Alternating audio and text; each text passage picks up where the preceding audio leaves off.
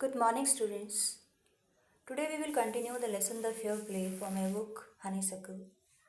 Yesterday, what we read, कि how the friendship of Jumman and Algu broke up and now they grew as a enemy. अब दोनों क्या बन गए थे? दुश्मन बन गए थे. अभी कहते हैं ना कि वक्त हर किसी का आता है. वक्त जो है वो हर किसी का आता है. तो वैसे ही समय बीतता रहा. एक बार क्या हुआ, अब जो जुम्मन था वो तो मौके की तलाश में था कि कब जो है वो अलगू किसी गलत सिचुएशन में पड़े और मैं अपनी हार का बदला लूँ. तो बहुत दिनों बाद एक बार क्या होता है कि जो अलगू चौधरी है उसको उस पर भी एक मुसीबत आन पड़ती है. क्या हुआ था कि उसके पास बैलों की जोड़ी थी. तो उसकी बैलों की जोड़ी में से एक बैल जो था वो मर जाता है किसी भी तरह से और एक बैल जो है बच जाता है. तो उसने सोचा कि मैं एक बैल का क्या करूँगा, इसलिए उसने क्या सोचा कि मैं इस बैल को किसी को बेच देता हूँ. तो उसने क्या किया कि उस बैल को किसको बेच दिया? साहू, जो कि एक तांगा ड्राइवर था. ठीक है, व्यापारी था, साहूकार था, जो उसका नाम साहू था. उसने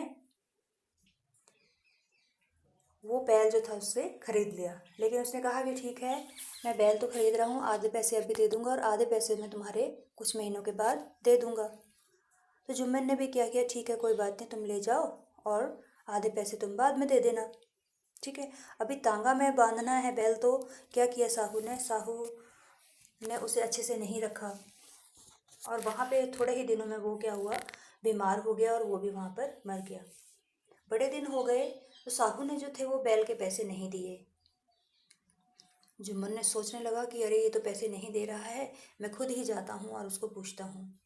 और जुम्मन जो है वो साहू के पास जाता है और उससे पूछा कि भाई तुमने मेरे पैसे अब तक नहीं दिए हैं तो पैसे दे दो बैल के. तो उस पर साहू जो था भड़क गया. कहता मैं क्यों दूँ तुम्हारे उस बेकार जैसे बैल के लिए पैसे? तुमने तो मुझे बीमार बैल दे दिया था और मैं तुम्हें जो है वो पैसे नहीं दूंगा. अब जुम्मन भी परेशान हो गया. उसने बहुत ही रिक्वेस्ट की कि भाई तुम पैसे दे दो, मेरी गलती थोड़ी थी. लेकिन वो बिल्कुल भी नहीं माना. तो ठीक है, फिर उसने अब क्या करता, वो उसने फिर वही सिचुएशन आ गई, चाची वाली सिचुएशन आ गई ना. उसने लोगों से भी बात की, देखो ये जो है वो मेरे को पैसे नहीं दे रहा है, इस तरह से मैंने बैल जो है इसको दिए थे लेकिन आज ये पैसे देने से मुकर रहा है. तो गांव वालों ने क्या कहा, ठीक है तुम भी क्या करो, पंच के पास चले जाओ, पंचायत बुलाओ और वहीं पे निर्णय होगा इस बात का. तो ठीक है, बोले मैं पंचायत बुलाता हूँ. अब एक ही महीने के अंदर दूसरी बार जो था वो उसी बरगद पेड़ के नीचे जो थी पंचायत बुलाई गई. ठीक है, पंचायत बुलाई गई और क्या हुआ, फिर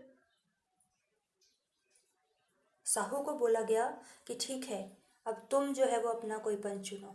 इसलिए उसने क्या कहा कि ठीक है, मैं जुम्मन को पंच चुनता हूँ, मैं जुम्मन को पंच चुनता हूँ, वही मेरी इस केस को जो है वो आगे बढ़ाएगा. और क्या हुआ, फिर जुम्मन का नाम सुनते ही अलगू का एकदम मुंह फीका सा पड़ गया और वो डर से गया कि अरे ये तो मेरे से बदला लेगा, ये तो अब कुछ भी होगा साहू की तरफ ही बोलेगा और इसको तो मौका मिला है मुझसे बदला लेने का, तो ये मेरे से बदला ज़रूर लेगा. अब फिर पंचों ने क्या किया, एक एक करके साहू से सवाल जो थे वो पूछे. क्रॉस क्वेश्चंस बोलते हैं ना, क्रॉस क्वेश्चंस, एक पूछता है फिर दूसरा पूछता है फिर तीसरा पूछता है, तरह तरह के सवाल जो थे वो पूछे गए. जुम्मन ने भी अपनी कहानी बताई कि मैंने किस तरह से उसको बैल दिया था. पंचों ने पूछा कि क्या वो बीमार था. तो साहू ने कहा नहीं, वो बीमार नहीं था, उस वक्त वो बीमार नहीं था. ठीक है, तो इस तरह के कई सवाल जो थे वो पूछे गए. तो लास्ट में क्या है, अब क्योंकि अलगू जो था वो पंच था, उसने निर्णय लेना था, तो सबसे डिस्कस करके उसने क्या फिर फैसला किया, साहू को अलगू चौधरी के पैसे जो हैं वो देने पड़ेंगे. क्योंकि जब अलगू ने अपना बैल दिया था साहू को तो उस वक्त वो जो बैल है वो कैसा था, बहुत ही अच्छा था, तंदुरुस्त था, सेहतमंद था, उसे किसी भी तरह की कोई भी बीमारी नहीं थी. तो इसीलिए साहू को पैसे जो हैं वो अलगू चौधरी को देने ही पड़ेंगे. तो जैसे ही ये निर्णय सुना तो अलगू चौधरी बहुत खुश हुआ. उसके मन में जो डर था कि अरे जुम्मन तो मुझसे बदला लेगा, इस डिसीजन से अलगू चौधरी इतना खुश हुआ कि वो एकदम से गांव वालों के सामने खड़ा हो गया और ज़ोर से चिल्लाने लगा कि यही असली न्याय है। मैं जानता था कि पंच जो है वो पंच की जो वाणी है वो भगवान की वाणी होती है। पंच जब निर्णय लेता है किसी चीज़ का तो वो किसी दुश्मन या दोस्त को देखकर नहीं लेता है, वो निर्णय लेता है सही को देखकर। जो सही है वही निर्णय लिया जाता है। आज न्याय की जीत हुई है, वो बहुत खुश होता है। तो अलगू को भी बहुत खुशी होती है और जुम्मन जो कि इसी निर्णय की वजह से दुश्मन बना था अलगू चौधरी का, तो उसे भी इस बात का एहसास हो जाता है कि जब कोई पंच की तरह बैठता है, जब पूरे गांव के सामने किसी बात को निर्णय लेने के लिए भी बैठते हैं, तो उस वक्त जो वो इंसान है वो दोस्ती और दुश्मनी को परे रख कर कोई भी निर्णय लेता है। तो इस बात का उसको भी एहसास हो चुका था। तो इस तरह से अब दोनों अलगू और जुम्मन दोनों क्या बन गए थे, फिर से दोस्त बन गए और उन्हें अपनी गलती का एहसास हो गया। तो ये था बेटा आपका लेसन, द फेयर प्ले। ठीक है, ऐसा खेल जो सच हो, अच्छाई पर आधारित हो। तो हमें इस लेसन से क्या सीख मिलती है कि हमेशा सच जो होता है वो सच होता है।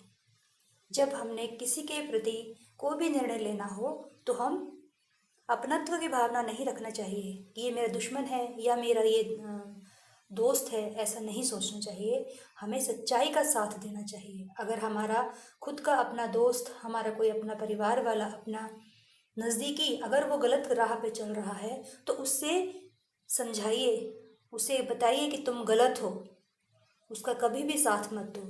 ठीक है, तो हमेशा सच्चाई का साथ दो, ना कि गलती का साथ देना है। तो ये है आपका लेसन। तो आई होप आपको इस पिक्चर के ज़रिए थोड़ा बहुत जो है वो लेसन समझ में आया होगा। और अगर इसमें से कोई भी क्वेश्चंस आते हैं, शॉर्ट क्वेश्चंस आते हैं, तो उम्मीद करती हूँ कि आप क्वेश्चंस को आंसर दे पाओगे। ठीक है, ज़रूरी नहीं आपने बहुत बड़े बड़े आंसर्स देने हैं। आपने जितना आपको पता है, जितना आपको नॉलेज है, उसने आपने अपने वर्ड्स में जो है वो आंसर देना है। रटा रटाया आंसर्स नहीं होता है बेटा, but for that you have to read the lesson. Exam देने से पहले आप अपना लेसन जो है वो ज़रूर पढ़िए। लेसन पढ़ने से क्या होता है कि आपको स्टोरी याद रह जाती है ना। स्टोरी जब याद रह जाएगी तो किसी भी तरह का क्वेश्चन होगा वो आप आसानी से जो है वो आंसर दे पाएंगे। लेकिन उसके लिए आपको क्या करना पड़ेगा, लेसन को रीड करना पड़ेगा, समझना पड़ेगा। ठीक है, और लिखने की जो है वो आपने प्रैक्टिस करनी है। I hope this much is enough for you. Stay home, stay safe, thank you and have a nice day.